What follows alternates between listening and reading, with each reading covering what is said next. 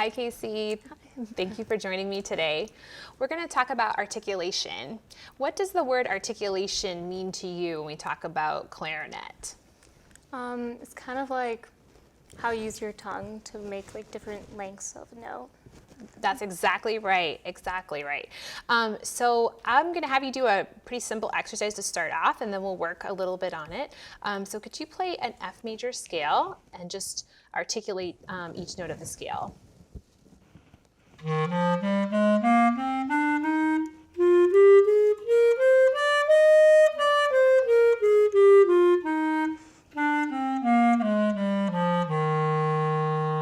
Very nice. And then can you just tongue on an open G like ta ta ta ta ta ta ta ta, just a little repeated articulation.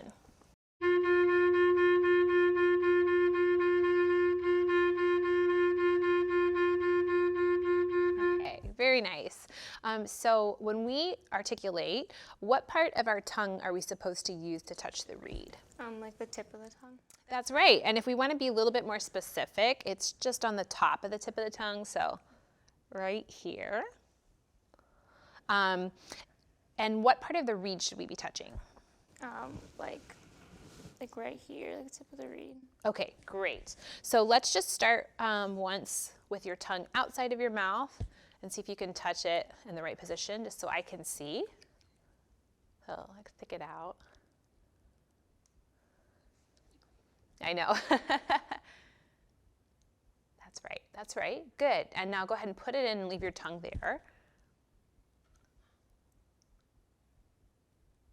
So you know you're on that spot. That's right.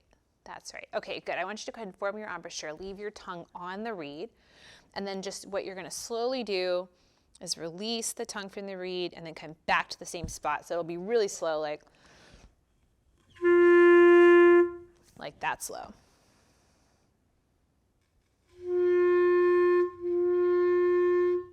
Good, yeah, and can you do a couple of those and try to do the same spot? So this is just a good way if we're not sure where our tongue is, because sometimes it feels like we're using the right spot, but who really knows what's going on inside the mouth, to just double check and make sure, because you can't really do it wrong if you have to stick your tongue out. That looks perfect.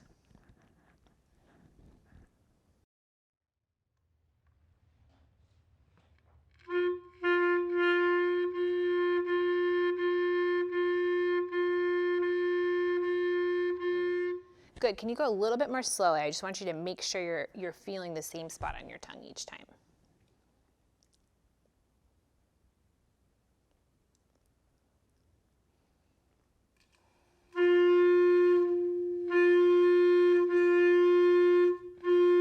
Good.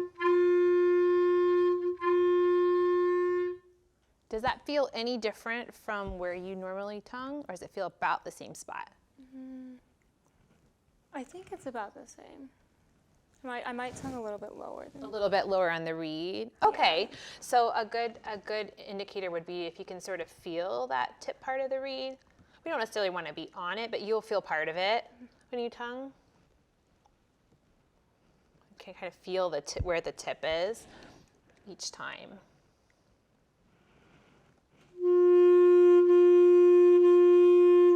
Well, that sounds a lot cleaner. Yeah, that makes a big difference. Do you want to try that one more time?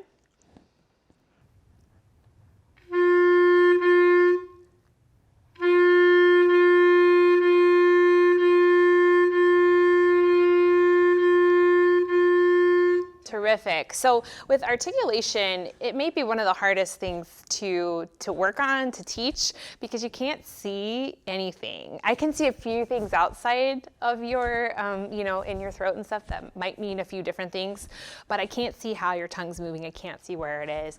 You can't see where it is. It's hard to feel where it is. You know, that's not the way we learn to use our tongue. We learn to speak by just imitating, right? So one of the best things that you can do is just listen for the sound that you want. And when you hear that, oh, is that cleaner? Okay, that's what I want. And it made a huge difference when we just moved you up a little bit, position on the reed. Awesome. So the other thing I want to address, I do see a little bit of movement in your tongue, in your throat, which our tongue actually attaches way down here. If you look at an anatomy scan. So it can mean a couple different things. Usually it means that our tongue is moving too much, or the whole tongue's moving. So we want to try to work on keeping the tongue closer to the reed and moving it less. If we move the tongue really far away from the reed, say this is the reed, this is my hand.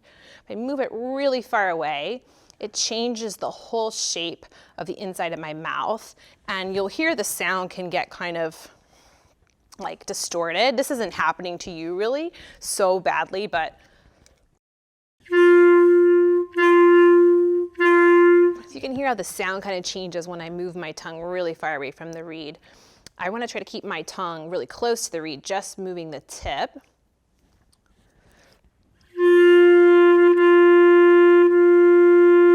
It keeps the sound a lot more centered and focused. So let's just try that. We'll try that on open G again and try to think about keeping the back of your tongue really stable and see if you can just move the tip, and you can play around. It might sound bad, that's okay. Play around with how close you can keep your tongue. We can almost bump it to see where you need to stop it. So just kind of playing around with the pressure that you need and the distance that you need. And then we're also going to be feeling for the tip of the reed.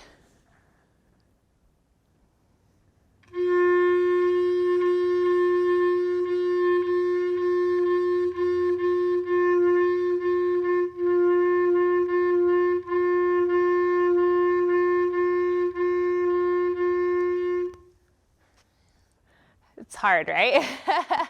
The tongue is a really powerful muscle. We have to train it. Let's try it on a coffee straw.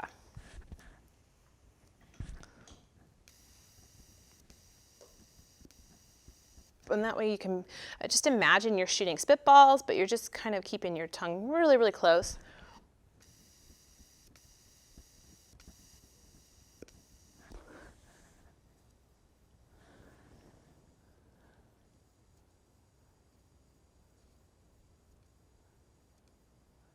Good. So I do still see a little bit of movement in your throat when you're doing that. I'll show you in the mirror.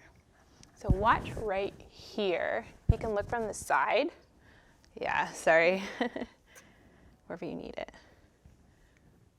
Yeah, you can watch from the side. Oh, it's already better now that you're looking for it.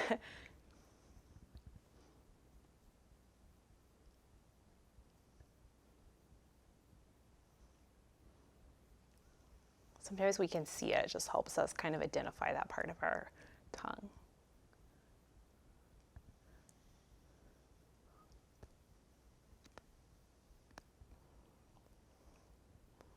Can you try to feel the back of your tongue on top of your molars so it's nice and high?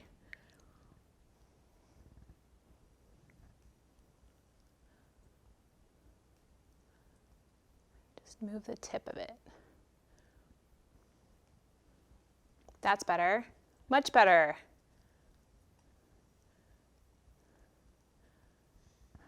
Yeah. So way you can practice this is to just do a coffee straw. You can even just do it with your embouchure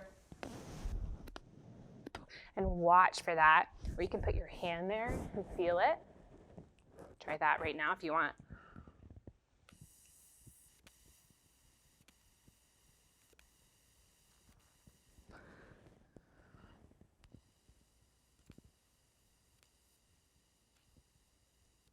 Does that help being able to feel back there? Yeah. I had this problem really late, actually, in my development. I think I fixed it in my doctorate. And I didn't know I was doing it for a long time. Once I got this to stop working, my articulation sounds so much better. But it's like, oh, what am I even doing, there? And being able to feel helped me kind of, steady that back of the tongue. Let's try it on the clarinet now. And I'll have you do the same thing. Just take your hand and put it right there so you can feel your tongue. And remember that to find the tip of the reed, so we're reinforcing that as well.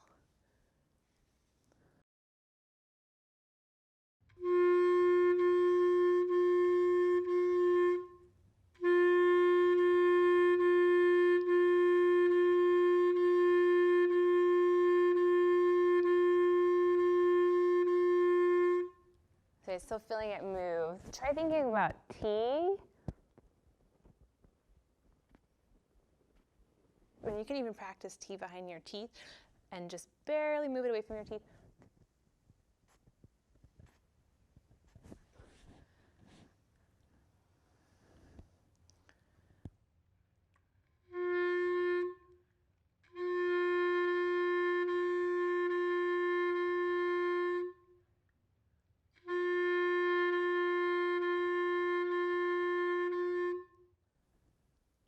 Try going really slow. That's better.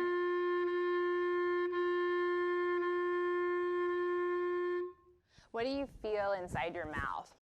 I think like my tongue's staying too low, so then it'll go up to meet it. So it's kind of moving this way.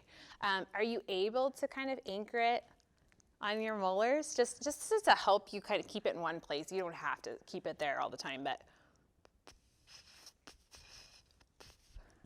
And you can almost think about curving the bottom of your tongue down. And so instead of doing this, I think we visualize tonguing like this, right? Try to just do that.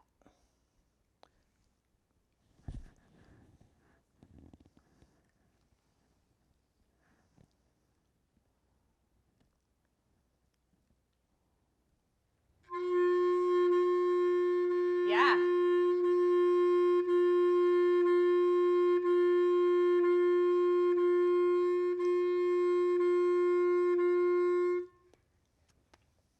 The first two were really good, and then it started moving. So you're just feeling it dropping. Yeah. So if you go really slow once and just try to keep your tongue there the whole time, and don't worry what it sounds like.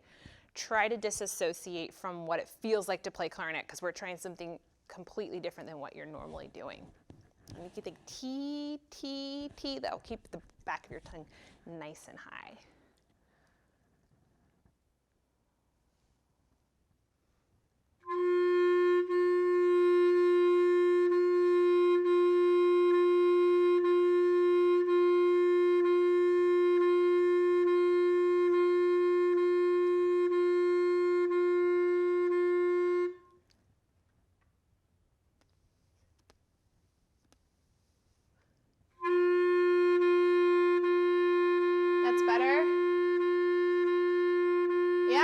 I can already hear that's closer to the reed. So it may take you a while to get rid of all the movement completely. It probably took me a couple of weeks of just doing this. And I was in my doctorate at that point, I was fixing it. But it's already sounding better. And this is just an indicator that our tongue is moving too much, or it could be an indicator that you're anchor tonguing, but you're not. So usually we just don't want to see that throat movement. It means something is wrong. But having your tongue higher on the reed is making a huge difference in clarity. And then if you can just work on keeping it high in the back and not moving it so much, it's going to help you a lot with your control, especially in the upper register, because that's it's hard to articulate up there, and if our tongue drops, then our sound kind of does undesirable things. So these are great exercises you can do at home to practice, and you can do it with just the mouthpiece and barrel as well. When you take away some of the resistance, it becomes easier because we're not feeling like we have to push so hard or move so much with our tongue. A lot of our problems come from that. Using the coffee straw, and then mirror and feeling, all those different techniques. And I have a feeling you'll fix it even quicker than I did. And then just remembering that higher spot on the reed, listening for that clarity as you practice. It's gonna sound great.